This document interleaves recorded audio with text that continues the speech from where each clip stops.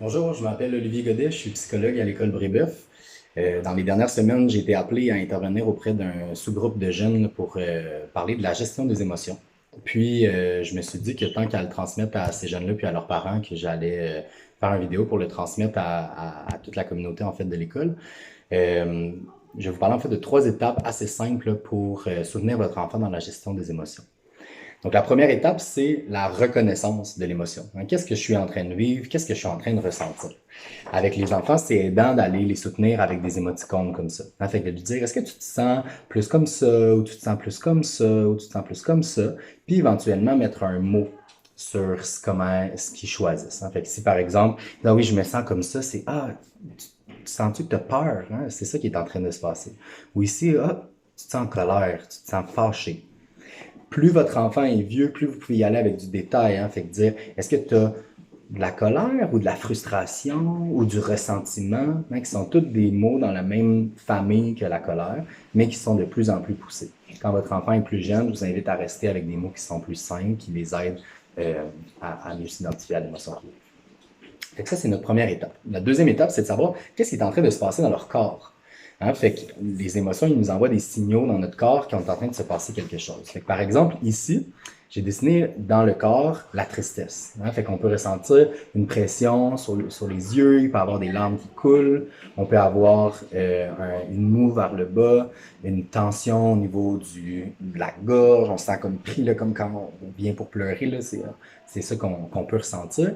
Fait que vous pouvez dessiner un bonhomme allumette comme ça avec votre enfant, puis lui dire qu'est-ce que tu ressens dans ton corps. Hein, qu'est-ce qui est en train de se passer dans ton corps pour qu'éventuellement il associe ces sensations physiques-là avec une émotion, puis que ça leur donne plus d'indices sur ce qu'ils sont en train de vivre. On a aussi un autre exemple ici, par exemple, avec la colère. Donc, hein, on sent les mains qui commencent à se crisper, il y a une énergie, une tension qui se passe peut-être au niveau du ventre. Ici, là, il y a comme une boule qui arrive, la bouche, les mâchoires se serrent, les sourcils vont se froncer. Là, il y a comme une fumée qui sort des oreilles, hein, qui est comme une chaleur, et il y a quelque chose qui... Il y a une énergie, là, il y a comme une énergie qui est en train de circuler dans le corps. Puis notre troisième étape, c'est de se dire comment on prend soin de ça.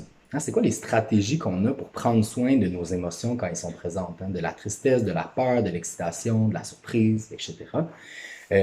Avec les jeunes, on a identifié certaines stratégies là, qu'on a mis en pictogramme. Fait que je vous invite, vous pouvez prendre celles que je propose, mais aussi de regarder avec votre enfant, qu'est-ce que tu fais toi concrètement là, quand tu as de la peine, quand tu as de la colère, puis s'ils ne savent pas trop, ben, les aider à trouver des solutions. Hein, fait que par exemple, est-ce que de t'isoler, c'est quelque chose qui peut t'aider? Hein, d'aller dans ta chambre, prendre un moment pour souffler un petit peu, puis prendre une distance avec ce qui vient de se passer. Est-ce que d'aller chercher du soutien d'un adulte, d'aller chercher un câlin, ça c'est quelque chose qui peut faire du bien, qui peut apaiser. Est-ce que d'exprimer ton émotion, hein, soit de pleurer, de crier, de bouger, de shaker ton corps physiquement, c'est quelque chose qui te permet d'apaiser puis d'éventuellement prendre soin de ce qui se passe. Ça peut être aussi de bouger ou de se défouler, hein, des fois d'aller courir, faire un tour de la maison, de crier dans un oreiller, de frapper dans un oreiller, ça permet de calmer un petit peu l'intensité pour après être capable de plus parler de ce qui s'est passé. Hein, quand l'intensité est à 8, 9, 10 sur 10, c'est difficile de parler, c'est difficile de s'excuser ou de revenir sur la situation, fait que des fois on a besoin de moments pour se défouler. On peut aussi dessiner ce qu'on est en train de ressentir, dessiner son émotion. On peut prendre des grandes respirations, hein, fait que hein, puis de faire ça avec vos enfants, de leur montrer comment on prend des grandes respirations par le ventre, hein, pour que le ventre y gonfle. Ça a été démontré par la science que ça vient de calmer l'intensité.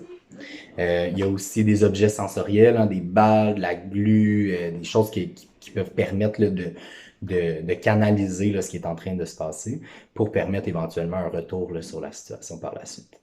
Donc, je vous rappelle les trois étapes. On identifie l'émotion. À l'aide d'un pictogramme, ça peut aider. On identifie ce qui se passe dans le corps. Puis, on identifie des moyens pour en prendre soin. Puis, une fois que les moyens sont identifiés, par la suite, on peut les référer à leurs moyens. Hey, qu'est-ce que tu fais d'habitude? C'est quoi les moyens, toi, que tu as d'habitude pour prendre soin de ta colère, ta tristesse? Vu que c'est identifié avec vous à l'avance, ben, c'est plus facile d'aller les utiliser une fois que l'émotion est présente. Je vais vous mettre en lien dans l'infolettre un lien vers une application de pleine conscience québécois, là, qui est une initiative que j'ai prise avec des collègues. Il va y avoir des méditations pour les enfants qui vont rentrer prochainement dessus. Donc, c'est du contenu qui est totalement gratuit. Il y a de l'information sur la méditation, présence attentive, comment est-ce que ça peut soutenir le développement et la gestion des émotions.